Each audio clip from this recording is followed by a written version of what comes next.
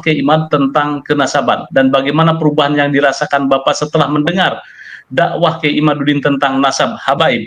Ini menurut saya kajian-kajian ilmiah ini penting, bahwa kajian nasab yang digagas atau Kiai Imad bukan satu-satunya orang yang mengulas tentang nasab dan bukan pertama kali, tetapi ini menjadi sebuah referensi akademik, bahwa kajian nasab Kiai Imad itu sudah masuk ke dalam kajian akademik, dan tesisnya Mas Sandy Ramadan tentu biasanya sudah dipublikasikan.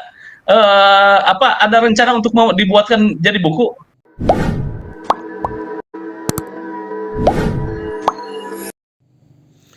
Assalamualaikum warahmatullahi wabarakatuh. Bismillah, alhamdulillah, wassalatu wassalamu ala rasulillah, mabadu. Saudaraku pemirsa sebangsa setanah air dimanapun Anda berada, semoga senantiasa dalam lindungan Allah, dimudahkan segala urusannya. Ini luar biasa saudaraku, video kali ini adalah seorang mahasiswa ya, S2 melakukan penelitian atau meriset kajian ilmiah Kiai Haji Imaduddin Utsman Al-Bantani, dan hasilnya luar biasa, lulus dengan predikat cum laude. Bagaimana untuk melihat video selengkapnya? Mari kita lihat bersama-sama. Mas Sandy Ramadan dengan predikat cum laude. Ya, selamat dulu saya ucapkan bahwa telah lulus sebagai S2 di UIN Syarif Hidayatullah. Kajiannya adalah tentang nasab Kiai Imad. Ini menarik ini. Menariknya buat kami dan pemirsa bahwa tentang polemik nasab ini menjadi perhatian akademik mahasiswa atau insan kampus, apalagi UIN Syarif Hidayatullah sangat ketat kalau saya lihat tentang persyaratan-persyaratan dengan S2. Di studio setelah hadir Mas Sandy Ramadan, yaitu periset atau peneliti tentang nasab dakwahnya Kiai Imad. Temanya sekarang saya coba untuk kita elaborasi. Mas Andi, yang pertama itu yang saya ingin memberikan sebuah pertanyaan mendasar. Kenapa Anda ini tertarik terhadap pola dakwah atau pola dakwah fanatisme Kiai Imaduddin Al-Bantani di YouTube dengan angle nasab ini dan pembahasan nasab ini? Silakan Mas Andi. Mas Andi. Ya. Assalamualaikum warahmatullahi wabarakatuh. Sebelumnya saya terima kasih Bapak Pak Yusuf dan Kiai Ubaidillah telah berkenan mengundang saya di podcast ini dan berbagi cerita perihal tesis yang sudah saya lakukan sebagai persyaratan kelulusan saya dari Magister Komunikasi Penyiaran Islam di UIN Syarif Hidayatullah Jakarta. Kalau dilihat dari latar belakangnya, karena saya ini terfokus di penyiaran Islam ya, jadi pada saat saya mencari permasalahan untuk dilakukan penelitian, saya melihat sesuatu kebaruan dan sesuatu yang lagi booming. Dan pada saat saya cari isu nasab ini salah satu yang sedang hangat-hangatnya diperbincangkan dan menjadi polemik di masyarakat seperti itu. Lalu saya cari sumbernya dan ternyata dakwah yang paling menonjol yaitu dilakukan oleh Kiai Imad terkait isu nasab Ba'alawi ini seperti itu. Lalu saya melihat ada permasalahan di dakwah tersebut. Dan akhirnya saya melakukan penelitian terhadap dakwah tersebut menggunakan teori dari guru saya, yaitu Profesor Andi Faisal Bakti tentang komunikasi Islam seperti itu. Dan memang saya lihat dakwah beliau ini yang terkait nasab Ba'alawi ini masih membutuhkan penelitian lebih dalam ya. Namun memang di masyarakat ini sudah menjadi isu yang sangat hangat dan menimbulkan dua kubu yang saling berlawanan seperti itu. Jadi alasannya memang yang paling mendasar itu karena kebaruan atau isu yang sedang hangat. Jadi saya melakukan penelitian tersebut seperti itu. Ya, Mas Andi, apa yang Anda temukan ketika masuk ke dalam bahwa Kiai Imad dakwahnya tentang yang paling kencang adalah tentang nasab Ba'alawi atau mengkritisi nasab Ba'alawi? Apa yang Anda temukan di situ? Ya, pertama kan yang saya temukan itu karena saya saat melakukan penelitian ini terfokus pada dakwah Kiai Imadnya. Namun memang dakwahnya itu yang hanya membahas nasab Ba'alawi. Dan saya melihat dakwah beliau ini dari sudut pandang komunikasi Islam, teori komunikasi Islam, di mana teori tersebut ada 4 hal, yaitu tablik, takhir, khairul ummah, dan akhlakul karimah. Jadi saya melihat 4 hal ini nih. Di tablik, penyampaian yang dilakukan oleh Kiai Imad ini memang jika orang awam yang melihat dakwah beliau itu memang seharusnya meyakini bahwa yang disampaikan Kiai Imad ini adalah benar. Namun karena saya adalah peneliti dan saya melihat dari sudut pandang yang lain, saya tidak terfokus dari isi dakwahnya, tapi saya terfokus pada penyampaian dakwahnya terhadap halayak umum seperti itu. Lalu proses kedua yaitu konsep dari komunikasi Islam itu ditakhir, Pak, perubahan. Saya melihat pola perubahan dari mad'unya atau pendengar ceramahnya ini terjadi perubahan yang signifikan. Yang tadinya tidak percaya, yang tadinya percaya bahwa ada Habib di Indonesia, menjadi yakin bahwa Habib ini suatu kesalahan seperti itu untuk nasabnya. Memang Kiai Imad ini yang saya perhatikan dari dakwah beliau, memang beliau sebenarnya tidak terfokus terhadap gelarnya, Pak. Tidak terfokus pada gelarnya yang saya perhatikan, tapi terfokus pada oknum-oknum yang memanfaatkan gelar kehabiban tersebut. Walaupun sebenarnya gelar tersebut belum tentu benar, belum tentu ada seperti itu. Dari memang Kiai Imad menyebut beberapa oknum, tapi tidak boleh saya sebutkan. Dan yang menjadi masalah itu pada saat oknum-oknum tersebut menganggap dirinya lebih suci daripada kiai-kiai yang ada di Nusantara seperti itu. Nah, saya terfokus di sana seperti itu. Jadi saya melihat, oh ya benar juga ini menurut Kiai Imad, karena oknum-oknum ini sepertinya ada suatu kesalahan. Dia menganggap dirinya lebih baik daripada ulama-ulama di Indonesia, namun akhlaknya yang ditunjukkan di masyarakat tidak seperti akhlakul karimah Rasulullah SAW. Seperti itu, Pak. Itu yang saya temukan dari 2 poin konsep dari tablik dan takhir pada penelitian saya. Oke, baik. Jadi yang Anda temukan bahwa dari orang yang tadinya percaya bahwa Habib itu adalah zuriyah Nabi, kemudian setelah mendengar ceramah-ceramah atau dakwah Kiai Imad di YouTube itu, Anda menemukan bahwa banyak yang berbalik badan atau tidak lagi mempercayai bahwa Habib itu adalah zuriyah Nabi atau nasabnya tidak tersambung. Oke, baik. Sebelum pertanyaan lebih lanjut, Mas Sandy, apa respondennya? Ini langsung narasumbernya langsung wawancara Kiai Imad, kemudian juga narasumber yang lain, dan memang melakukan wawancara langsung dengan Kiai Imad. Iya, saya melakukan wawancara langsung dengan Kiai Imad dengan pertanyaan kenapa Kiai Imad melakukan penelitian ini dan dampak apa yang sudah dirasakan oleh Kiai Imad. Lalu saya melakukan wawancara dengan santri Kiai Imad di Pompesnya, seperti itu melalui Zoom juga. Lalu saya karena ini saya melakukan penelitiannya di YouTube, jadi saya lebih banyak memperhatikan traffic komentar-komentar di YouTube-nya seperti itu. Memang ada beberapa yang mendukung, tapi ada juga yang mencela Kiai Imad seperti itu. Karena kan terfokus penelitian saya ini di YouTube. Oke, jadi Anda risetnya adalah dakwah-dakwah Kiai Imad tentang nasab di YouTube dan tapi dengan Kiai Imad wawancara langsung kan, ya? Benar. Langsung wawancara. Benar, nah, benar. Dari pandangan Mas Sandy, bagaimana menurut Anda itu sosok Kiai Imad itu setelah Anda wawancarai? Ya, beliau Kiai Imad adalah orang yang sangat berilmu dan memang beliau pada saat melakukan penelitian tentang nasab Ba'alawi ini memang sangat mendalam ya, dan banyak referensi-referensi yang beliau cantumkan di tesisnya. Jadi tidak asal ngomong kalau kata kebanyakan orang ya. Dia benar-benar berilmu dan melakukan penelitian tersebut secara mendalam seperti itu. Dan kalau dilihat dari background beliau adalah seorang pemimpin pondok pesantren, memang ini adalah kalau beliau mengatakan ini adalah kebenaran yang lambat laun akan terbukti seperti itu. Kalau dia menyampaikannya seperti itu, memang butuh proses. Ya, di sini saya membaca bahwa ada temuan-temuan tentang narasumber yang lain.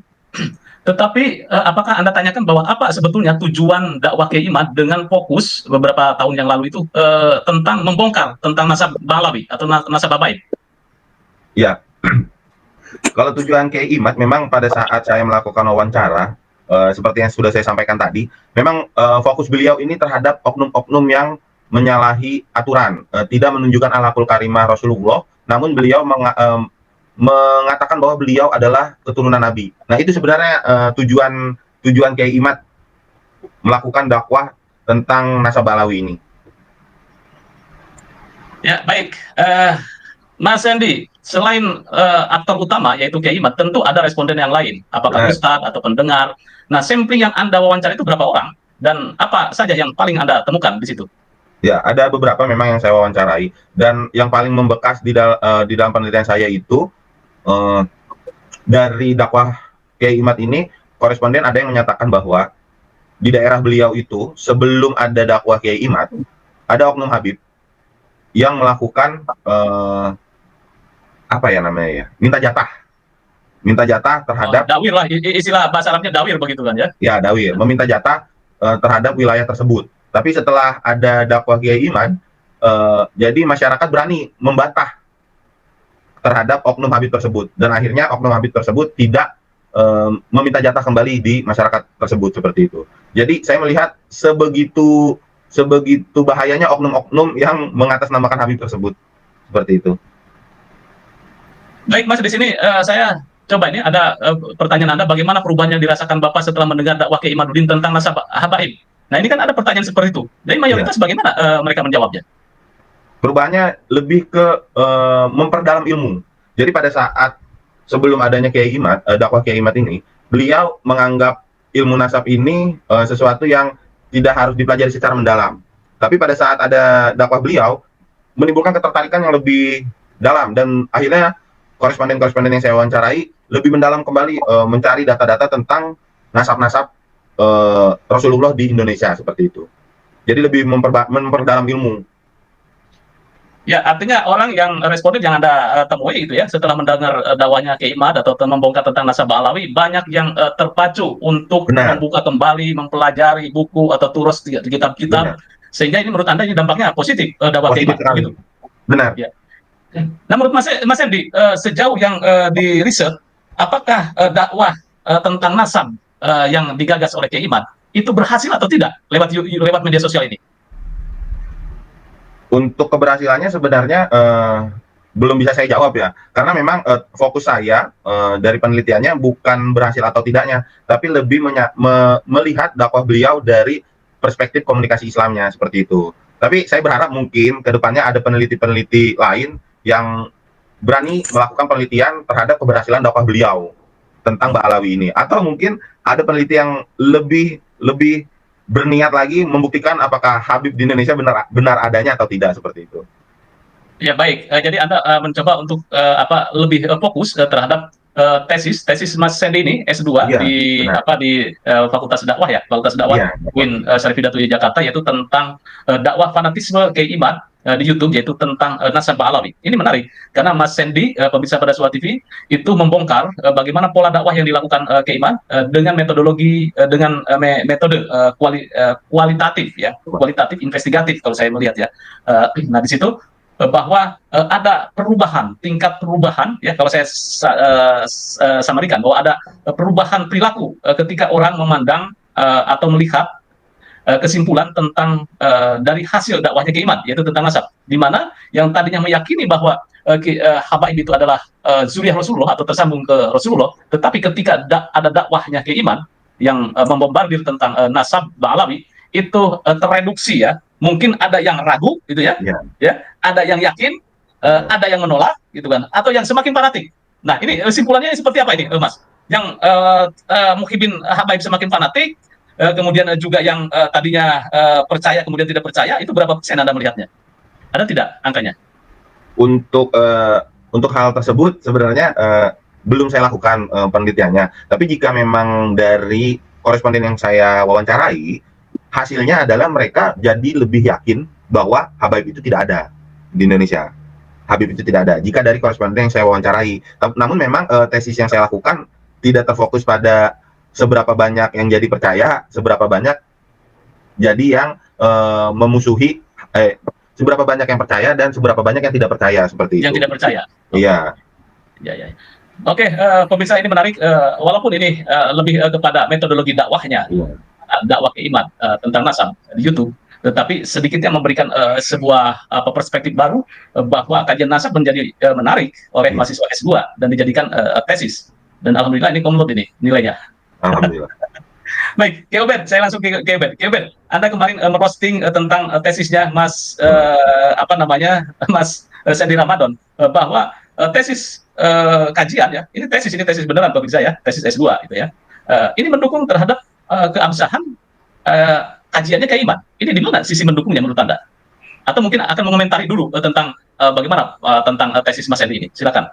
Sebagai tentu banyak ya juga menguji skripsi ini. Terima kasih Mas Yusuf, dan juga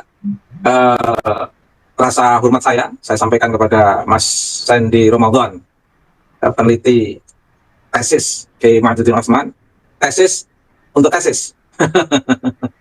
Saya ingin memahami, menyampaikan dari dua sisi, Mas. Dari sisi tesis Kiai Imad yang selama ini belum pernah saya sampaikan, terinspirasi dari pertanyaan Mas Yusuf tadi, berhasilkah dakwah Kiai Imad dari perspektif tesis yang dikeluarkan itu? Tadi Mas Andi belum sampai ke sana karena beliau secara jujur akademik lebih menekankan dari perspektif kemanfaatan dari perspektif ad-da'i wal mad'u, sistem relasional antara pendakwah dan yang didakwahi dalam konteks tesis itu. Nah, saya melihat dari sisi itu, Mas Andi, belum melihat pada konteks menjawab sebagaimana yang ditanyakan oleh Mas Yusuf, berhasil atau tidak tadi itu. Tapi sebelum saya, ini yang pertama yang ingin saya sampaikan, dan nanti yang kedua saya akan menyampaikan pemetaan dari tesis Mas Sandy Ramadan dari perspektif saya. Yang pertama terkait dengan tesis Kiai Imad, itu kan memang bermula dari kontra risalah. Di situ juga ada dilihat dari perspektif ontologi, epistemologi, dan dari perspektif aksiologi. Selama ini belum pernah ada yang mengkaji dari perspektif aksiologi atau meramaikan kajian tesis Kiai Imad dari perspektif aksiologi. Ya baru satu-satunya Mas Andi ini yang menyentuh aspek aksiologi dari tesis Kiai Imad. Sebelum-sebelumnya kan masih berputar pada aspek epistemologi dan dari aspek ontologi. Tesis Kiai Imad itu sebenarnya betul-betul real, mengkaji secara ontologis terkait dengan zuriyah Nabi, orang-orang yang diintisabkan, yang dinasabkan kepada Nabi, itu apakah betul-betul real atau tidak. Ternyata Kiai Imad menemukan memang mereka-mereka yang berintisab kepada Nabi, yang bisa diukur, dikaji dari perspektif historis kesejarahan, tapi memang justru ada orang-orang yang mengglorifikasi, melakukan interpolasi terkait dengan kenasaban ini. Nah, dari konteks ini saya ingin menjawab pertanyaan Mas Yusuf. Dari sisi jawaban saya, Kiai Imad cukup berhasil meruntuhkan hegemoni, glorifikasi dari hasil interpolasi yang dilakukan oleh klan Ba'alwi yang mengintisabkan klan mereka kepada Nabi Muhammad SAW. Kiai Muhammad berhasil meruntuhkan itu karena secara ontologis Kiai Imad itu sudah betul-betul membuktikan rentetan dari Nabi sampai generasi yang era kita itu bisa membedakan mana yang memiliki rentetan dan mana yang tidak memiliki rentetan dalam konteks kenasaban itu. Dan Kiai Imad secara epistemologi membuktikan sebagaimana yang telah diperdebatkan, yang telah berlalu, baik dari aspek rasionalitas, empiris, yang kesemuanya itu mesti harus historis, karena nasab itu adalah ilmu pasti. Dan sebenarnya apa yang dilakukan oleh Kiai Imad ini kan ingin membuktikan dari apa yang telah diwacanakan oleh klan Ba'alwi sendiri tentang pentingnya tes DNA, tentang pentingnya bukti sezaman. Ini semua kan sebenarnya data-data yang memang selalu dijadikan instrumen klan Ba'alwi untuk mengglorifikasi kenasaban itu, sehingga untuk membuat publik biar percaya kepada klan Ba'alwi, sehingga klan Ba'alwi itu betul-betul menantang kepada siapapun kalau bisa tes DNA, menantang kepada siapapun kalau punya bukti manuskrip, bisa diresmikan sebagai zuriyah Nabi. Nah, seolah-olah klan Ba'alwi ini kan memperkokoh instrumen-instrumen ini, seolah-olah biar nasab mereka kuat. Tapi ternyata setelah di tes DNA diikuti oleh publik, atau kemudian manuskrip diikuti oleh publik, data sezaman diikuti oleh publik, publik mencari itu semua, justru malah berbalik. Yang notabene yang tadinya menggunakan instrumen ini dari klan Ba'alwi, setelah melalui instrumen ini justru klan Ba'alwi tidak terbukti. Akhirnya klan Ba'alwi mengharamkan tes DNA, mengatakan tidak perlu data sezaman, kemudian mengatakan tidak perlu terlalu rumit data-data manuskrip, cukup bukti pernyataan keluarga sudah, atau surahul istifadah dalam jarak yang begitu jauh sudah dianggap sah. Nah, jadi kan ini ada kontra-kontra epistemologis yang sebenarnya harus konsisten dengan sistem historis, tetapi begitu dilacak secara historis, justru mereka berbalik menjadi ahistoris.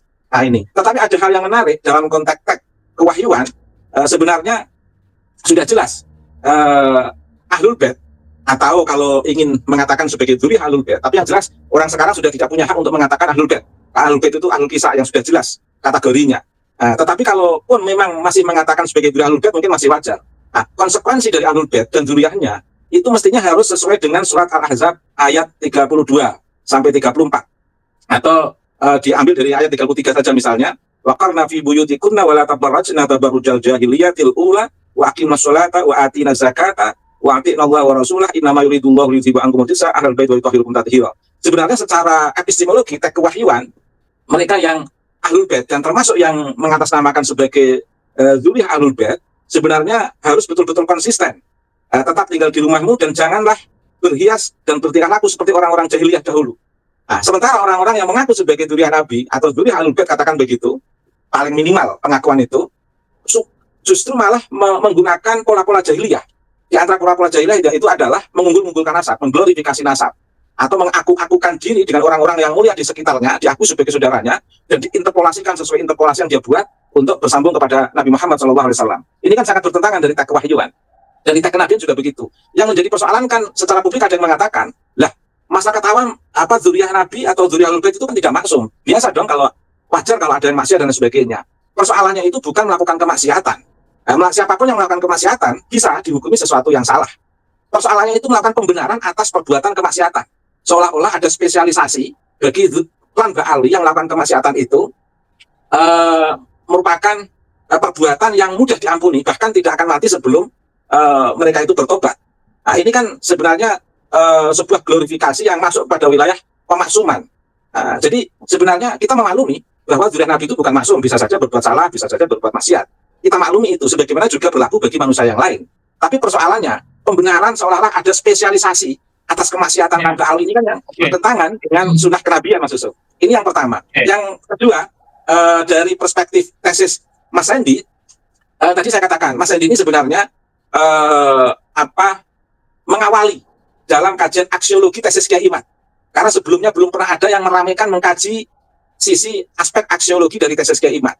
Dan sekaligus membuktikan, artinya apa? Ketika secara aksiologis, para penguji, pembimbing penguji ini mengabsahkan sebagai sebuah tesis dari perspektif aksiologis, berarti apa? Perspektif epistemologinya ini sudah dianggap selesai. Perspektif ontologisnya ini sudah dianggap selesai. Artinya apa? Ketika Syarif Hidayatullah, Universitas Islam Negeri Syarif Hidayatullah, yang di sana ada penguji, para pakar, profesor, mengabsahkan perspektif aksiologis dari tesis Kiai Imad, berarti secara otomatis para pakar di lingkungan UIN Syarif Hidayatullah yang menguji Mas Hendy Ramadan itu sudah merestui adanya perspektif epistemologi dan ontologi dari tesis Kiai Imad. Artinya apa? Baik secara ontologi maupun secara epistemologi ditutup dengan kajian aksiologi Mas Hendy Rahman, secara otomatis akademisi di UIN Universitas Islam Negeri Syarif Hidayatullah ini mengabsahkan tesis Kiai Imad. Saya memaknai di situ, Mas Yusuf. Terima kasih untuk pengantar saja, Mas Yusuf. Iya, kalau saya lihat Mas Hendy ini adalah kajiannya adalah kajian komunikasi. Jadi bagaimana dakwah Kiai Imad, dakwah fanatisme Kiai Imaduddin Utsman Al-Bantani di YouTube, perspektif komunikasi Islam. Jadi dilihatnya apakah ini hanya pure tentang komunikasi atau dakwahnya, atau memang esensi dari kalamnya atau dari impact-nya bahasanya. Tadi kalau saya lihat ada beberapa hal, Mas Hendy. Jadi pertama tentang bagaimana efektivitas YouTube itu sebagai sarana dakwah Kiai Imad. Yang kedua, pengaruh dari dakwah Kiai Imad itu terhadap umat. Di sini kalau saya lihat ini ada nih, ada narasumber yang saya baca di sini nih. Pertanyaan Mas Hendy ini, bagaimana perubahan yang dirasakan Bapak setelah mendengar dakwah Kiai Imaduddin tentang nasab habaib? Artinya, Mas Andi, Anda ini lebih tentang memang spesifik terhadap kontennya adalah tentang dakwah nasab, begitu ya? Iya, iya. Oke, ini bagaimana, Kiai Ubed? Iya, jadi kajian tesis Mas Andi itu adalah kajian tentang kemanfaatan tesis Kiai Imaduddin Utsman dari perspektif relasi antara ad-da'i wal mad'u, antara pendakwah dan yang didakwai. Ad-da'i itu yang pendakwah, al-mad'u itu yang didakwai, Mas. Jadi kemanfaatan, asas nilai, kegunaan dari tesis Kiai Imad dalam konteks dakwah relasional antara ad-da'i wal mad'u ini, Mas. Jadi dari ketika simpulannya Mas Adi seperti yang dipaparkan tadi, berarti tesis Kiai Imad ini dari perspektif aksiologis memiliki persoalan keberhasilan dalam jangkauannya yang lebih luas sampai seperti apa. Betul kata Mas Andi tadi, perlu ada penelitian berikutnya. Tetapi paling tidak sistem relasional dalam konteks kemanfaatan nilai dari kajian tesis Kiai Imad itu terbukti dari riset Mas Sandy itu, Mas Yusuf. Terima kasih. Oke, saya justru penasaran ini ke Mas Sandy. Mas Sandy, ketika Anda mengangkat tema ini, apakah ada pertanyaan besar dari dosen penguji? Kok tentang nasab ini? Apa bahasannya? Ini kan sensitif dan juga pernah mau digelar ya, UIN menggelar tentang diskusi Benar. tentang nasab ya, tentang Iya. sunnah Bahlawi. Itu pun kemudian batal. Ini pertanyaan apa dari dosen Anda, Mas?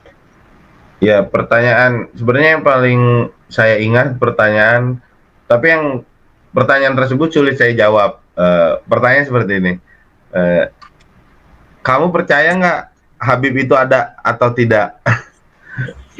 Itu pertanyaan yang paling membekas di pikiran Ya saya. maksudnya Di Habib itu ingatan tersambung ke Rasulullah apa tidak, begitu kan ya? Iya. Jawabannya gimana, Mas? Jawabannya gimana? Iya, saya nggak berani menjawab. Saya hanya bilang perlu penelitian yang lebih mendalam untuk jawaban tersebut. Tapi jika terhadap dakwah Kiai Imad, ya itu yang saya lakukan seperti itu. Terus kenapa ketika ditanya kenapa Anda mengambil tema ini, tema dakwah Kiai Imad? Ini kan menjadi apa aneh. Iya. Apakah ada pertanyaan siapa sosok Kiai Imad? Apakah dosen Anda itu sudah mengenal tentang sosok Kiai Imad? Ya, alhamdulillahnya memang dosen saya sudah sedikit mengetahui tentang Kiai Imad. Namun memang saya jelaskan kembali, Kiai Imad itu adalah kiai yang sedang terfokus membahas keabsahan nasab keturunan Nabi Muhammad SAW di Indonesia, seperti itu. Dan beliau dosen penguji saya akhirnya lebih mengetahui secara mendalam terhadap Kiai Imad setelah membaca tesis saya sebelum diujikan, seperti itu. Oh, itu luar biasa. Jadi sama-sama belajar tentang pemikirannya Kiai Imad. Nah, Iya. menurut Anda pertanyaan yang mendasar lagi itu ya, kok dosen Anda mau judul ini diajukan dan di ACC dan kemudian Anda juga mendapat nilai cum laude. Nah, ini pertanyaan pertanyaan yang sangat menggelitik ya. Ya, karena memang pada saat saya mempresentasikan judul ini, saya melihat fanatisme di masyarakat kita ini memang sudah masuk ke tahap yang menimbulkan polemik seperti itu. Jadi mau dia salah, mau dia benar, kalau saya fanatik ke beliau, saya akan membelanya. Seperti itu. Kalau saya dari tesis yang saya jelaskan, yang saya lakukan penelitian tersebut. Nah, dari fanatisme di masyarakat ini saya kerucutkan lagi penelitiannya. Ternyata fanatisme ini terjadi di para mad'u Habib di Indonesia. Namun Habib-Habibnya tersebut saya kerucutkan kembali terhadap oknum-oknum Habib yang dibahas oleh Kiai Imad, seperti itu. Dan pada saat saya menjelaskan tersebut, pembimbing saya setuju dan tertarik untuk melakukan membimbing saya dalam penelitian tersebut, seperti itu. Wow, ini keren ini. Jadi apa namanya kajian ini juga menjadi sebuah minat akademik Iya. para penguji begitu ya. Ya. Kendala yang terbesar apa, Mas Andi, ketika membuat tesis ini? Kendala terbesar ini kembali ke diri saya ya. Pada saat saya melakukan penelitian ini, karena dakwah yang saya lakukan, yang saya teliti ini adalah dakwah terkait Habib, jadi saya selalu berusaha mempagari bahwa saya tidak terfokus pada kepercayaan bahwa Habib itu ada atau tidak. Nah, itu yang paling sulit. Karena pada saat saya melakukan wawancara atau melakukan riset, pasti ada pertanyaan, tapi kamu percaya nggak Habib itu ada atau tidak? Gitu. Dan itu yang sangat sulit saya jawab seperti itu. Karena saya tidak terfokus untuk membuktikan Habib itu ada atau tidak. Karena saya hanya terfokus terhadap dakwah tentang nasab Bahlawi oleh Kiai Imad di YouTube, seperti itu. Kesulitannya itu. Ya, jadi agar tidak jadi konflik interest ya. Ini memang yang sulit gitu ya. Apakah Anda meyakini bahwa Habib itu keturunan Rasulullah dan tidak? Ini kan harus memagari di situ ya. Iya, memagari di situ ya, di situ. Dan Anda bisa akhirnya berlaku objektif bahwa dari hasil riset Anda tidak menggiring opini terhadap responden. Tidak. Karena justru saya yang mendapatkan lebih banyak pengaruh sebenarnya. Bukan saya yang menggiring responden. Saya jadi lebih banyak terpengaruh seperti itu. Dipengaruhi gimana? Terpengaruh dari responden atau bagaimana? Iya, jadi saya yang tadinya tidak memiliki dasar untuk percaya atau tidak bahwa Habib itu ada atau tidak, sedikit demi sedikit saya makin banyak ilmu dan seperti apakah benar ya Habib itu ada atau tidak? Semakin banyak pertanyaan tersebut dan saya semakin mendalam juga, semakin ingin tahu juga untuk melakukan mencari referensi-referensi lain terhadap keabsahan apakah Habib itu ada atau tidak seperti itu. Oke, tesis Anda sudah selesai dan dapat nilai cum laude. Nah, pertanyaan saya, sekarang Anda apakah sudah mendapatkan sebuah kesimpulan bahwa Habib itu nasabnya tersambung ke Rasulullah atau tidak? Setelah membaca semua investigasi, kemudian juga mempelajari. Nah, sekarang kesimpulan Anda bagaimana? Nah, ini yang pertanyaan ini muncul lagi ya. Seperti saya akan jawab seperti pada saat saya melakukan penelitian ini. Saya tidak bisa menjawab saya meyakini Habib itu ada atau tidak. Tapi yang selalu saya tekankan pada saat saya melakukan penelitian ini adalah saya hanya menyadari bahwa sesungguhnya yang terjadi di Indonesia ini adalah oknum-oknum yang mengatasnamakan Habib, namun tidak melakukan akhlakul karimah sesuai Nabi Muhammad SAW. Itu kan yang harus kita garis bawahi. Sebenarnya kalau saya membuang background saya sebagai peneliti, mau dia Habib atau tidak, tapi kalau dia sudah merasa dirinya benar 100%, itu yang menjadi masalah dan itu yang harus kita kaji seperti itu. Misalnya saya sebagai orang awam menganggap diri saya yang sudah paling benar dan paling pasti masuk surga. Nah, itu kan yang harus kita kaji apakah benar, dan jika saya melakukan kesalahan dan saya menganggap diri saya benar, dan itu kan yang menjadi masalah di masyarakat saat ini. Itu sih yang saya dasari, Pak. Iya. Mas Edi Ramadan masih punya integritas terhadap risetnya, tidak ingin katakan terbawa pengaruh, baik pengaruhnya Kiai Imad, juga pengaruhnya dari yang pro terhadap Habaib, bahwa nasabnya tersambung ke Rasulullah. Ini menarik bahwa Mas Sandy Ramadan itu masih punya integritas dan kita apresiasi Kiai. Tetapi di hasil riset-risetnya ini banyak sekali pertanyaan-pertanyaan yang menggelitik. Bagaimana akhlak al-karimah Kiai Imaduddin di mata Bapak, kemudian juga harapan untuk Kiai Imaduddin dan pesantren Nahdlatul Ulum. Jadi beliau banyak sekali tentang sosok-sosok peran dakwah Kiai Imad tentang kenasaban dan bagaimana perubahan yang dirasakan Bapak setelah mendengar dakwah Kiai Imaduddin tentang nasab Habaib. Ini menurut saya kajian-kajian ilmiah ini penting, bahwa kajian nasab yang digagas atau Kiai Imad bukan satu-satunya orang yang mengulas tentang nasab dan bukan pertama kali, tetapi ini menjadi sebuah referensi akademik bahwa kajian nasab Kiai Imad itu sudah masuk ke dalam kajian akademik, dan tesisnya Mas Sandy Ramadan tentu biasanya sudah dipublikasikan. Ada rencana untuk mau dibuatkan jadi buku? Iya sih, niatnya seperti itu.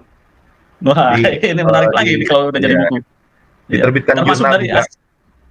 Jurnal juga ya. Ya, baik. Ya, Kiai Ubed, bahwa pelan tapi pasti bahwa pengaruh dari dakwah Kiai Imad tentang nasab ini merambah kemana-mana dan menembus lintas batas, menurut saya, lintas keilmuan, baik dosen dan lain sebagainya. Nah, menurut Anda ini apakah sebuah keberhasilan dari kajian nasab Kiai Imad dengan memanfaatkan dengan konsisten terus tentang kajian ini?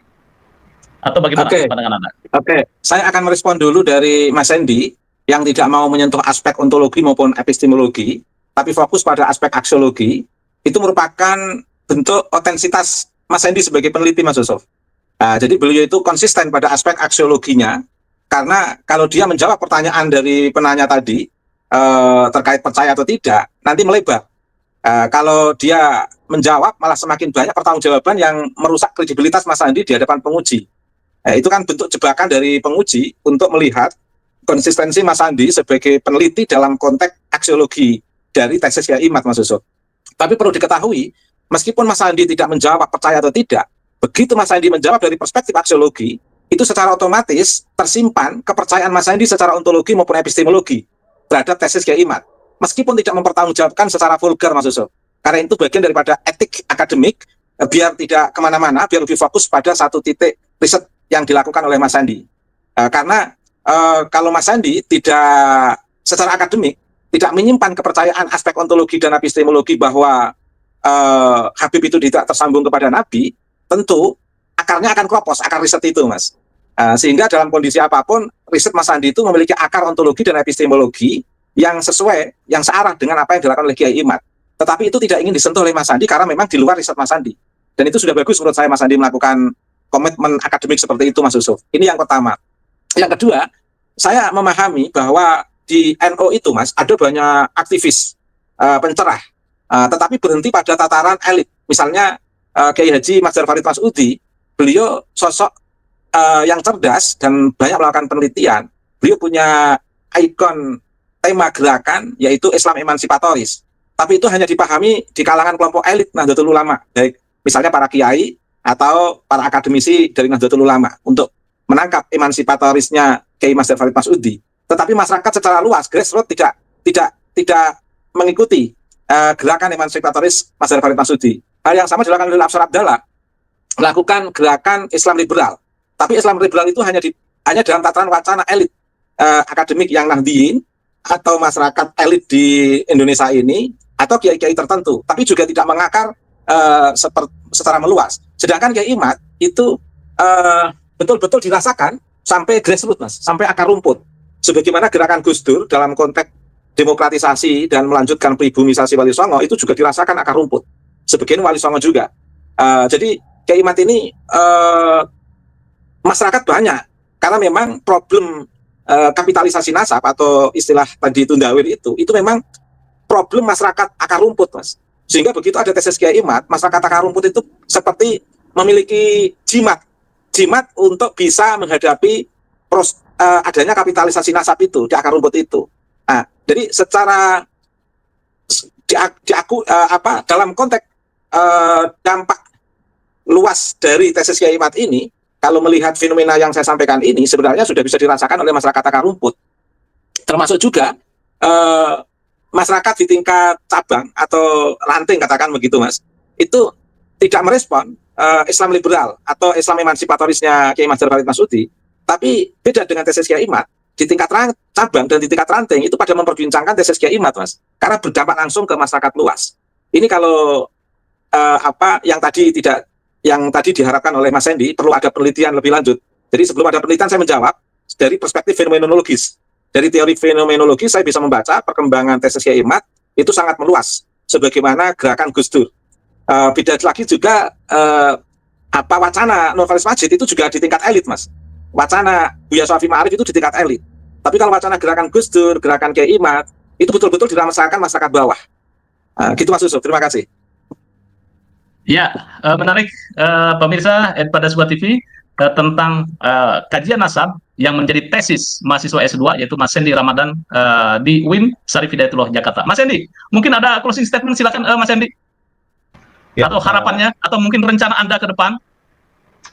Ya, kalau dari saya berpesan semoga kedepannya ada peneliti-peneliti yang lebih serius, lebih baik, lebih mendalam, yang akan mencurahkan dirinya untuk meneliti apakah benar Habib itu ada atau tidak di Indonesia, dan dilakukan riset yang lebih mendalam oleh akademisi-akademisi, dan dilakukan diskusi publik agar masyarakat awam itu bisa mengetahui kebenaran-kebenaran terhadap keturunan Habib di Indonesia. Harapan saya seperti itu. Ya, mungkin saya revisi bahwa apakah Habib itu adalah keturunan Rasulullah atau tidak, karena Habib itu memang ada. Habib itu adalah sebuah sebutan bagi kelompok-kelompok Hadromi ya dari Yaman ke Indonesia. Iya, ya.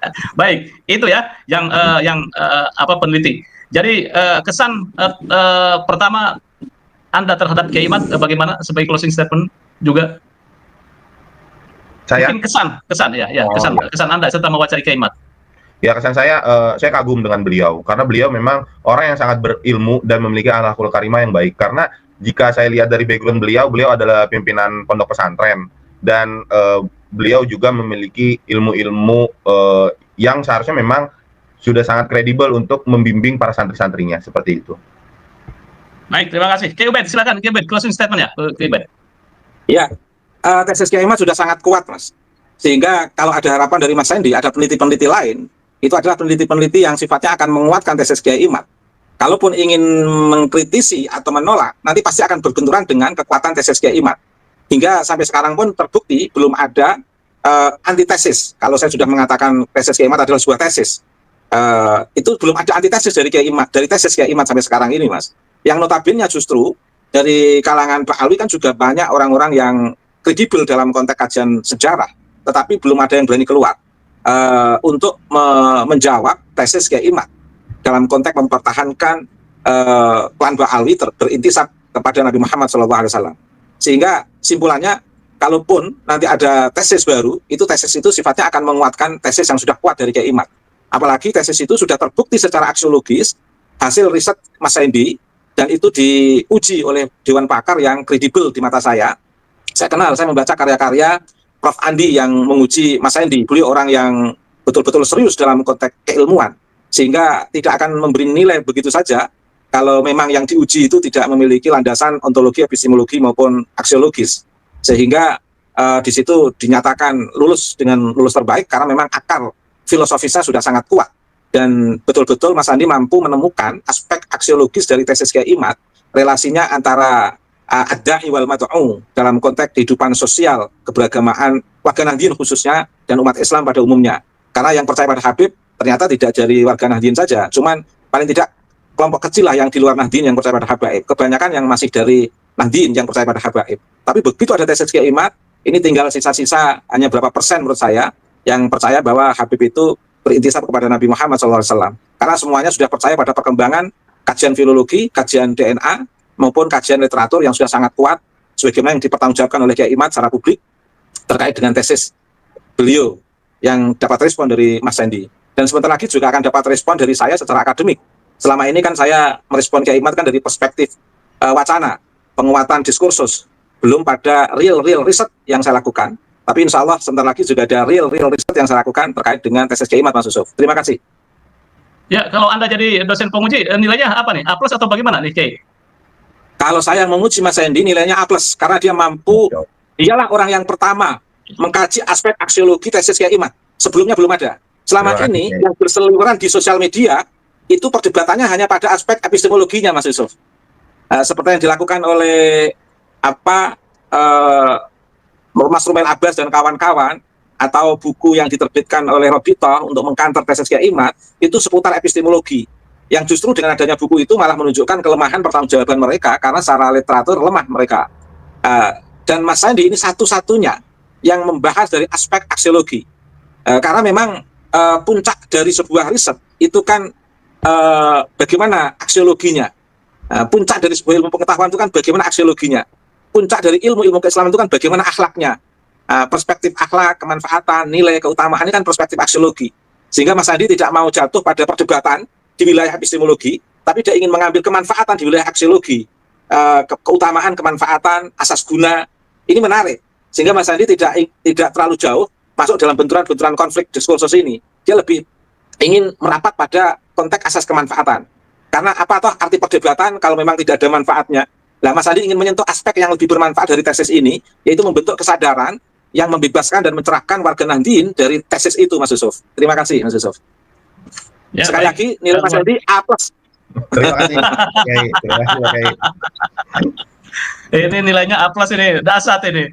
Ya, pemirsa pada Suara TV, perbincangan kita sudahi, dan menarik memang sekali lagi, terlepas dari pro kontra, kajian nasab yang didengungkan oleh Kiai Imad itu menjadi perhatian berbagai kalangan lintas akademik, termasuk juga Mas Sandy. Saya yakin Mas Sandy tadinya tidak tidak mengenal Kiai Imad dan juga tidak mengenal tentang polemik nasab, tetapi menjadi menarik ketika perdebatan di sosial media kemudian diangkat menjadi sebuah tesis, dan luar biasa hasilnya komlon. Terima kasih Mas Sandy, selamat. Sama-sama. Mudah-mudahan masuk ke jenjang S2, S3 selanjutnya. Amin.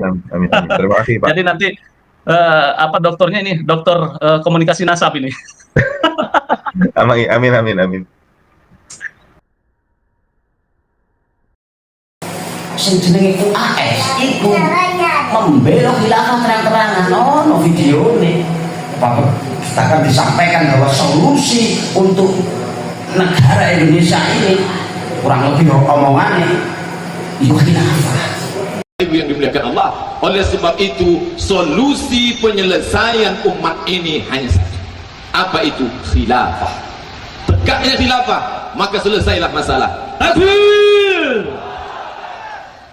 Pimpinannya Habib Taufik makruh raro, makruh keliru gitu. Makruh ajaran yang cilik sampai kata kayak makruh ya pondok Mesir roh, biar betul. Itu pimpinannya. Roh sing jenenge makruh keliru. Lagi piye? Kalau kan makruh itu kalau ditinggalkan mendapatkan pahala. Kalau tidak ditinggalkan tidak, kalau dilakukan mendapat dosa, kan begitu ya. Yang perlu dipertanyakan adalah bagaimana mungkin sekelas ketua Rabita Alawiyah yang sudah berceramah kemana-mana, namun hukum di dalam Islam mengetahuinya. Sungguh fenomena akhir zaman yang mengerikan. Ya tarim, benar. Iku lagu apa ya tarim? Sampai nanti terus selawatan. Ya tarim, hei daerah tarim. Iku mengunggulkan daerah tarim kalau Yaman, daerah yang Habib itu. Harusnya sampai orang Jawa kan ya Jawa. Itu loh. Iya Bojonegoro kan masuk akal.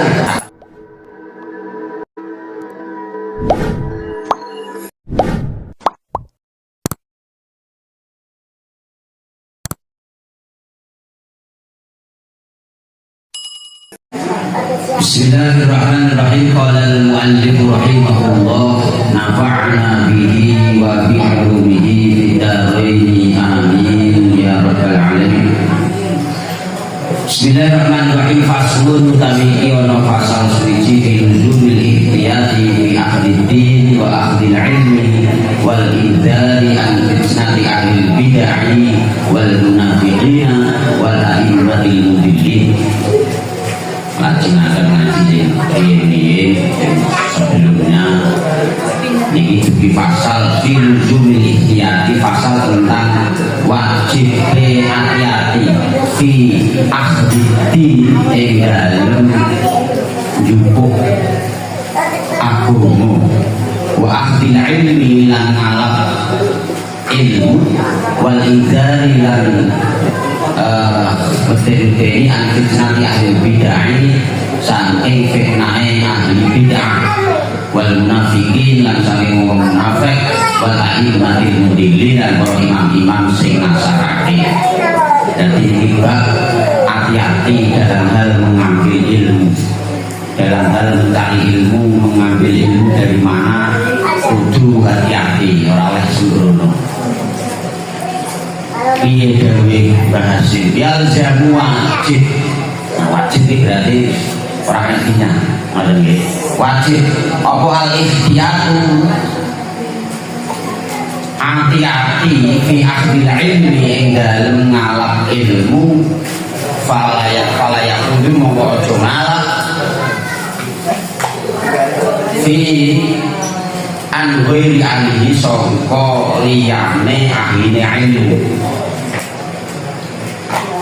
Dewi bahasin wajib untuk hati-hati dalam hal mengambil ilmu, ngaji belajar ini dari sopo hati-hati, ojo sembarangan, ojo kur ketoke tenar terus wis ngaji melo ngaji, ketoke ceramah penak bunda, ketoke pinter, ketoke pangkate MBA, MBE, wakil SS, SU terus dijupuk angger orang ngerti asal usulnya.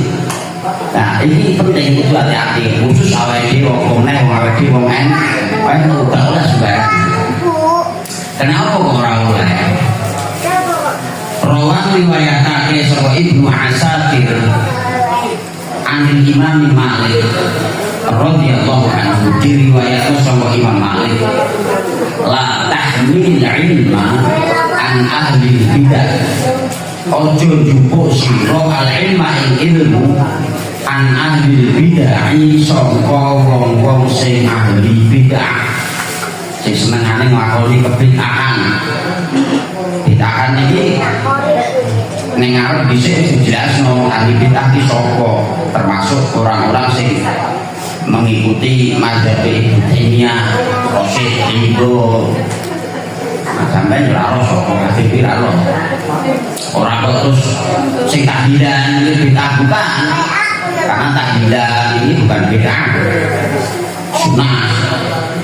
Kan wajib. Nggih maca la ilaha illallah. Apa bid'ah? Oh dilarang kan enggak. Ono ajaran kabeh. Bukan bid'ah yang dikatakan mereka. Ajaran kita ini insyaallah enggak ada bid'ah. Insyaallah bener enggak ada. Ahli-ahli bid'ah sing ngarani Gusti Allah iku lungguh ning aras tengok-tengok geger ning kono. Kan enek aliran sing mengatakan seperti itu.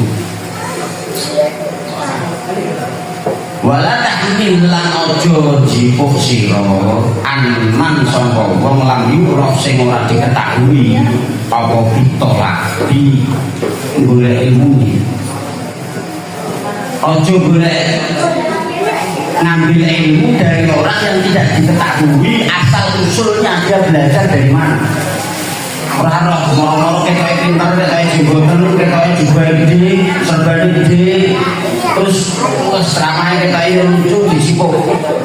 Ora asal usule saka ndi. Beda nak kaya Mas Rodi, oh langitan ngajine gune jelas. Ngene mboten. Mas Uni langitan jelas. Saya sendiri dari Jeporo terus pindah ke Rembang jelas gurune ketok jelas asal usulnya. Ojo sembarangan.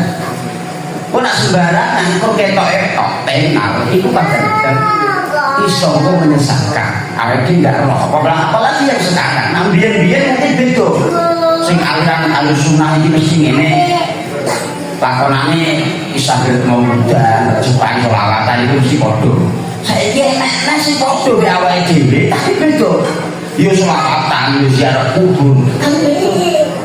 Adiknya terus dengan yang mungkin nggak tahu juga.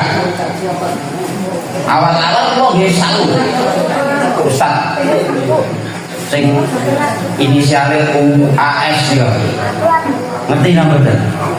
Niku ternyata orang podo ya awake, orang podo ya awake, kok iso roh kondi, nah orang podo. Ternyata orang NU, kiai-kiai NU awake ini nggak ada yang membela sejenenge khilafah. Dasar ideologi bernegara tetap Pancasila. Kiai-kiai NU awake.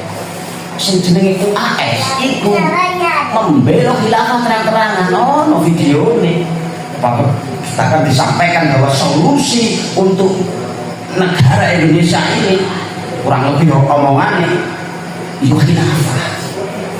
Padahal khilafah itu terbukti di mana-mana tidak bisa menyelesaikan masalah kerukunan beragama, kerukunan bermasyarakat nih negeri ini nak diterapkan khilafah tetap rusak. Karena wis kepiye wong-wong leluhur awake dhewe, leluhur negara iki meletakkan ideologi bernegara dengan Pancasila. Didelok meneh sering sing jeneng UAS iku meriwayatkan hadis yang diriwayatkan oleh Imam Nasiruddin Al-Albani. Sing pondok-pondok itu enggak pernah dikenal. Ya iki pondok wong kiye aku enggak pernah mesti hadise Sahih Bukhari, Muslim, Abu Dawud, Ibnu Majah. Ora enek sing jenenge Imam Al-Albani. Lah ternyata sering menyampaikan ngono ternyata Albani. Lah Albani itu lama Wahabi. Dia yang wafat tahun 1999 jelas-jelas mendoifkan banyak mendoifkan hadisnya Imam Bukhari. Intinya menentang Imam Bukhari, menyalahkan Imam Bukhari, hadis-hadis Bukhari. Lah iku wong koyo ngono kok dipakai jenenge yo iso serasa. Makanya awake jangan mengikuti orang yang seperti itu. Makanya saya katakan awake itu selektif pengajian, itu ada sembarangan. Oke, ini sembarangan betul. Dan kita masuk akal, benar benar. kan kalau orang nyetok wae dari piye aku yo begitu dalam rangka kerukunan ora iso kerukunan orang gotong royong di Joko omah lha kuwi kerukunan nggih napa kerja bakti rata kerukunan bangsa akidah ilmu enggak iso campur aduk enggak boleh kita mencampur adukan ilmu itu enggak boleh ya wis saiki gentenan kaya zaman Kanjeng Nabi biyen sahabat-sahabat itu dijaluki nek wong kafir saiki gentenan sih saiki kowe Islam besok gentenan aku saiki aku Islam besok kowe kafir gentenan ngarepe ngono ben rukun ketoke ora iso kowe makanya harus selektif. Dan kita sering tertipu dengan penampilan yang sering, makanya bener ini aku udah cocok becansor selawatan yang diwacok Al-Dibai Josi baru bener kayak dia ulangannya dibaan berjanji orangnya yang jenengin ulangin sing kudu dulu kayaknya riwayatnya dan kenapa seburi-buri kok tenar sing kudu kan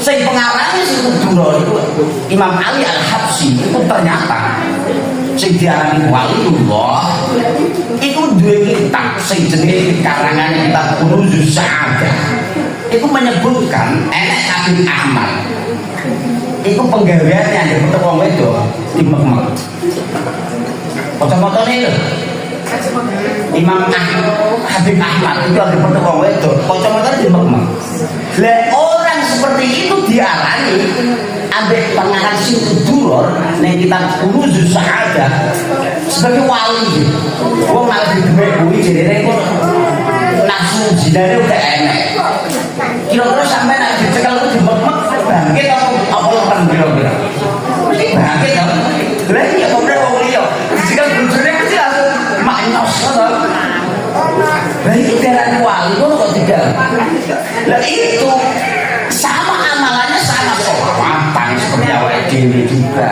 ya ziarah kubur padahal di dalamnya itu beda lah ini mulanya awal dewi kudu hati-hati sing jaman seperti ini ternyata bener karangan Dawe Mbak Hasim ini dalam hal mengambil ilmu itu kudu hati-hati kudu wong sing bener-bener apa ahli dalam hal keilmuan aja mur ketoke pangkate do enak guru-guru juga karena wis zaman wis model ini medsos luar biasa enak seorang tabib Malang itu si darah wali kok akhir-akhir ini dia ora tunggu ini Habib Abdullah bin Abdul Qadir itu diarani dikatakan apal hadis 7 juta hadis berarti ngapusi kok enak orang-orang hidup zaman tahun 1900 kok apal hadis sampai 7 juta hadis memang Bukhari wae ora sampai semua saya dibukukan Imam Bukhari itu cuma 7.000 hadis sahih Muslim sahih Bukhari 7.000 pun itu yang 2.000 pemula lah kok enak orang Malang apal hadis sampai 7 juta ini mulanya sudah hati-hati dalam hal mengambil ilmu maka mau kiai drama harus jangan berpenak itu udah keliru berbahaya ajaran itu masuknya orang seketika seitik diambil simpatinya dulu baru dimasukkan ajaran-ajaran selama ini sampai sering mungkin dinyanyikan aku mau tapi dinyanyi tunggu aja sampai enak orang terbian nyanyi selawatan ya tarim benar-benar itu lagu apa ya tarim sampai nanti kalau selawatan ya tarim hai daerah tarim itu mengunggulkan daerah tarim kalau Yaman daerah yang tapi ke harusnya sampai orang Jawa kan ya Jawa itu iya Bojonegoro kan masuk akal ya tarim benar-benar itu lagu apa ya tarim sampai nanti kalau selawatan ya tarim hai daerah tarim itu mengunggulkan daerah tarim kalau Yaman daerah yang tapi ke harusnya sampai orang Jawa kan ya Jawa itu loh. Iya Bojonegoro kan masuk akal. Nek kalau saya gila apa artinya saya gila? Si Maha Agung, si luar biasa. Ini nek kalau aneh Sakofuna, itu kabeh keluarga dia sing dinyanyi lho wae dhewe kok melok nyanyi iki lho. Waktu dino tak ora. Kadang-kadang kan ngono, nggih mboten. Itu aja dinyanyi online. Lah ndek nyanyi Indonesia kaya wae. Nggih mboten. Dan lagu saya supaya orang keliru. Lah itu saya itu kecintaan itu diambil saya, simpati diambil saya sendiri supaya kita setelah kena rusak kena dimasuki akidah yang lain karena ajaran wong NU itu ajaran yang paling solid, nggak kena dirubah sedikit pun, kena dengan cara nah orang paham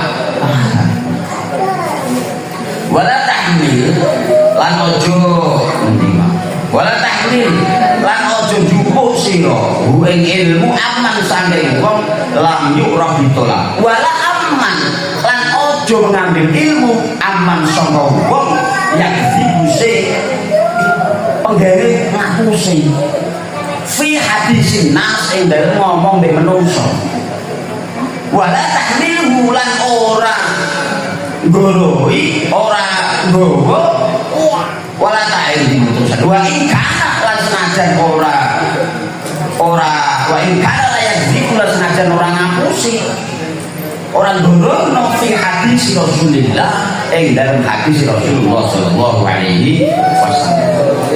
Selanjutnya ojo jipuk ilmu wong sing nak ngomong kuwi ngapusi walaupun ketika menyampaikan hadis itu bener ojo dicipuk orang yang senengannya ngapusi beda ngangkit orang ya padahal ngangkit telu tapi ngapusi bisa ojo dicipuk ilmu nih ojo ngaji orang yang ngomong penggene ngapusi berarti ilmunya gak kena dicekel bisa jadi ya goro ngapusi lagi bisa jadi ngapusi hadis Rasulullah suatu saat pasti wani lah nak wis ngono ki aja dijipuk ilmune kaya sing tak sampe kalau Habib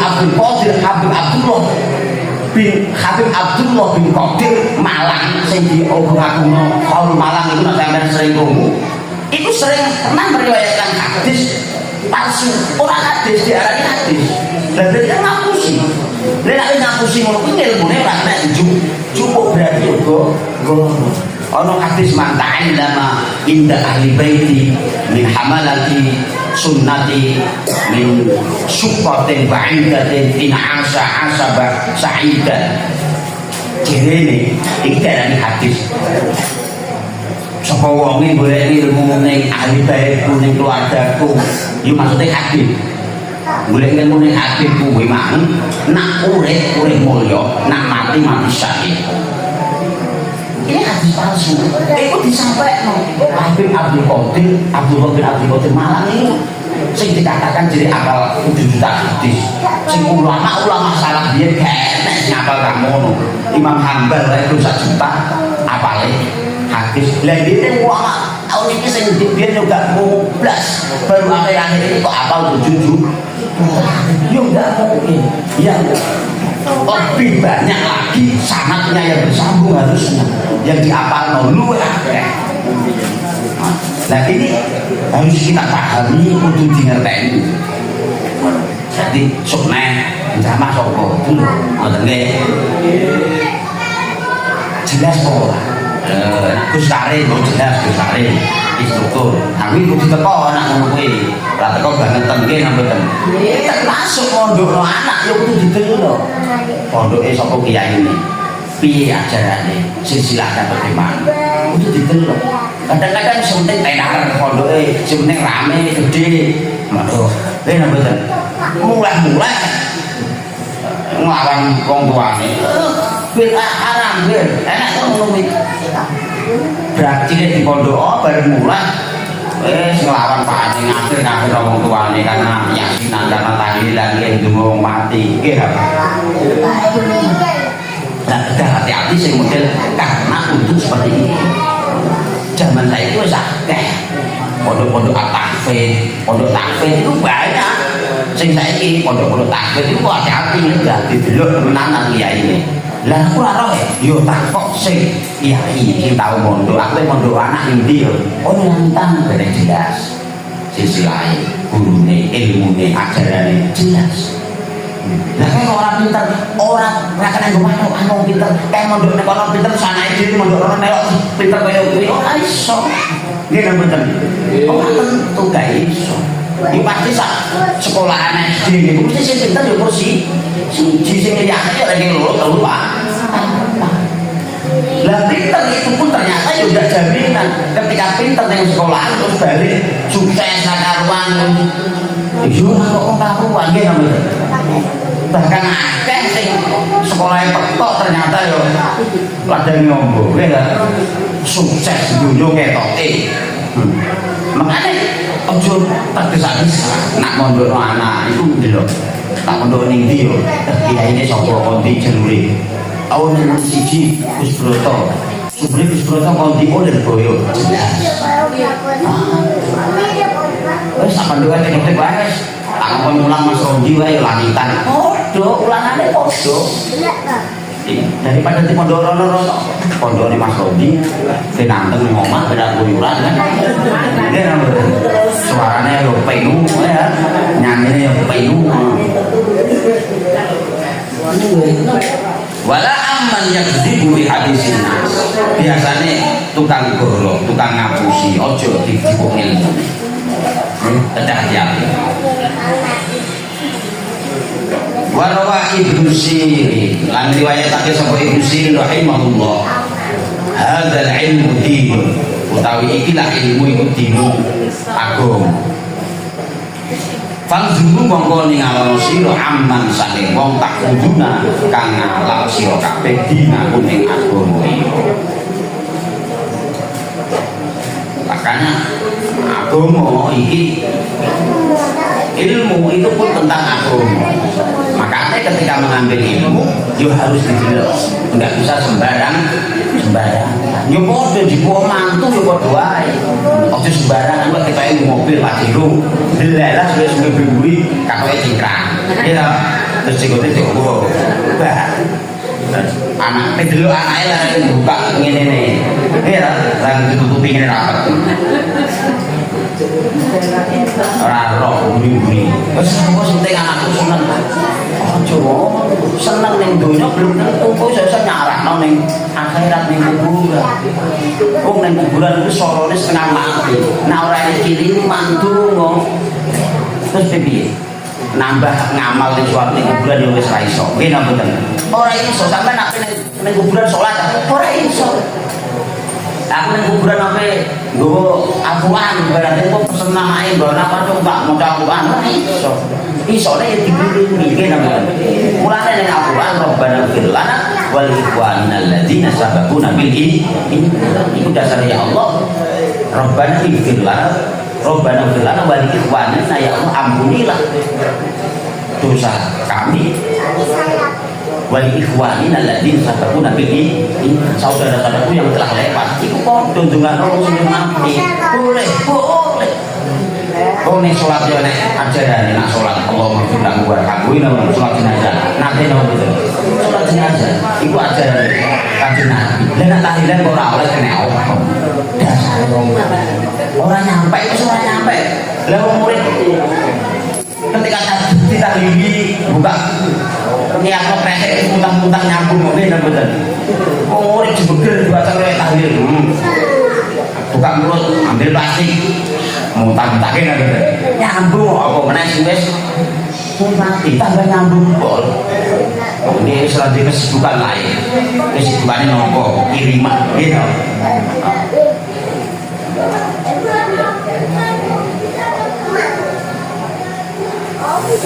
warwa Dailami an Ibnu Umar radhiyallahu anhu marfu'an al ilmu dinun was salatu dinun fanzuru amman ta'khuduna hadzal ilm wa kaifa tusalluna hadhihi shalah al ilmu tawi ilmu iku dinun agama wa salatu tawi salatu dinun yo agama fa Wanzuru mongko ningalono sira aman saking sapa tak ujuna jumpo sira hadzal ilma ikilah ilmu. Wa kaifa tusallun lan kepriye salat sira kabeh hadhihi salat tak ikilah salat fa innakum mongko sunne sira kabeh diputus aluna bakal ditakoni yaumal kiamat dalam dina kiamat fala tahu mongko aja riwayat sira ku ing ilmu illa aman kejaba saking wong tahak pokok sing nyata apa ahliyatu ahline keahliane wong mah biayakuna minal hudul as-siqati al-miskin. Salat iku urusan agama, ilmu urusan agama. Mulane karena salat itu urusan agama, untuk mengambil ilmu pun harus lewat wong sing bener-bener jelas keilmuane, jelas keahlian. Ojo sembarangan. Ibaratnya sampean mulang takkan ngaji no anak wis ketoke kae rame ngaji ning kono melok ning kono padahal ora roh iki pinter apa ora ya ora roh nggih ta mboten yo takok sing roh anak tak ning kono oh pinter ngajine bener kae masuk wah karena akeh wong iso mulang ku akeh tapi praktek ora iso enek wong ulang Al-Quran maca Al-Quran bismillahirrahmanirrahim ngulangi ya udah cilik kan ngaji Al-Quran Iqra ngono to ngaji Iqra nimbang padha wae ora podo karena cah cilik kuwi ngaji bekal awal nak kleru awale ulangane engko pada akhirnya iso kleru enek maksud dundek dan lain sebagainya. Dan nak macane ngulangi ora bener, maca itu gua ngulangi ora bener. Karena dia ini orang pintar, salah-salah itu gua dibaca iklan, tetap dibaca itu kan dijarno, iya, sing rusak anak ini. Bila hafalan sih paling kenceng kan cilik. Nah setua ini itu berngaji mulai hilang mereka. Terus orang ini, dia orang nyanto, dan cilik, dan cilik mati masuk pertama ilmu sing ora bener, untuk kedepannya ya iso ora bener. Karena untuk hati-hati dalam hal mencari ilmu. Apa mulai zaman-zaman saiki wis luar biasa. Pokoknya sosmed buka YouTube didelok sing dramaku sapa ora aja ndek. Karena saiki akeh wong pinter-pinter, wong mualaf-mualaf. Terus ceramah mualaf-mualaf. Lah wong mualaf itu kudune belajar kok malah ceramah. Isine ya terus rusak. Ceramah mualaf itu belajar lagi malah ceramah kalau rene karena mualaf terus dimbu awake dhewe lha awake dhewe bisa gawe cilik ngaji gawe cilik nggih ta mboten lha kok belajar karo wong sing akeh mualaf sing harus belajar lah iki ketehane zaman sing wis luar biasa tadi nggih termasuk sholawatan apa ya gitu loh makanya kok paling iya kenceng, sering temu-temu sering ngomong, hati-hati. Pemulis saat ini, sing pembelokan selawat ngeten kan penak nggih napa. Wong iki wong Jawa yo pesek-pesek dulu mau selawate enak nggih napa. Serasa sebar Mas Rondi yo tukang saiki. Enak suarane. Kadang-kadang ora gelem, budal gak gelem. Jajal sing teko iki Habib Abdul Asegaf. Mesti Habib saya bener. Mesti ramon. Padahal itu benar. Habib saya juga sama bener. Sering nyanyi. Habib Rizik gurunya NU nanti selawat nih. Tapi melo nyanyi selawat itu juga. Yo mau gurunya NU bahasa. Kok iso Habib Rizik sing dino nak ceramah mesti maju Jokowi, maju pemerintahan, sopo wae sing maju dileret. Nggih nggih. Sing pemikirannya juga sama ternyata khilafah kepinginan. Jadi kudu hati-hati demi menjaga keutuhan NKRI. Lewat apa? Awake dhewe isone yo lewat kene iki kok nak ndelok YouTube yo sing ndelok sing bener-bener kiai wong Jawa ora sembarang. Karena sampai ndelok tontonan Anda 1 menit itu berpengaruh sekali. Sampai siji peno 1000 meningkat sing delok akhirnya viral video sing delok wong akeh. padahal terang ae ora ben. Kan penting isore ngono-ngono. Dan lihat karena ya alhamdulillah tahun ini termasuk alhamdulillah viral saya jenenge Habib-habib sing Indonesia itu ternyata silsilah orang bener keturunannya Kanjeng batal ditemono oleh jenenge Kiai Imam Usman Al-Bantani bahwa zuriyah ini zuriyah cantolan mulai abad ke-9 orang yang sanggup baut diambil Kanjeng Nabi sing selama ini dianggap dan dipengaruhi sebagai zuriyah Nabi Muhammad Sallallahu Alaihi Wasallam. Sing ajarannya banyak yang ini pimpinannya Nabi Taufik makruh raro keliru gitu makruh ajarannya yang cilik sampai kata makruh ya pondok Mesir roh biar betul itu pimpinannya harus sing jenenge makruh keliru lagi gitu ngono ngaku dunia Nabi alhamdulillah dibongkar saiki selamat Indonesia nah orang terkukar itu cinta kuwi terus akhirnya kiai-kiai Jawa sing asli sing mulang ora dianggep gara-gara nek enak kuwi yuk ngene bener ana selawatan di bawah yuk ngene bener terus sing kiai-kiai wis ora kanggo blas dan sing bener-bener ngulangi bener-bener ngek ajaran sing bener. Ini aku paling kurang ajaran itu selawatan. Kalau selawatan kok bingung. Mas Raudi ngulangi, Mas Raudi aku ulangi selawatan penuh, ya. Mas Ali itu stop. Rasa bayar sih mana? Bener ajarannya orang membahayakan. Saya penting ini perlu hati-hati. Tidak bebas. Hasim Asari Rian pun ditulis di bahasa Indonesia. Wah, hati-hati ketika mengambil ilmu jangan sembarangan atas dasar kerukunan terus sembarangan kowe ngaji kok ngomong ngaji kene yo ora iso nggih betul yo rusak ajarane makane niku mugi-mugi manfaat di mawon ngaose suwe-suwe mangke nah ngoten nggih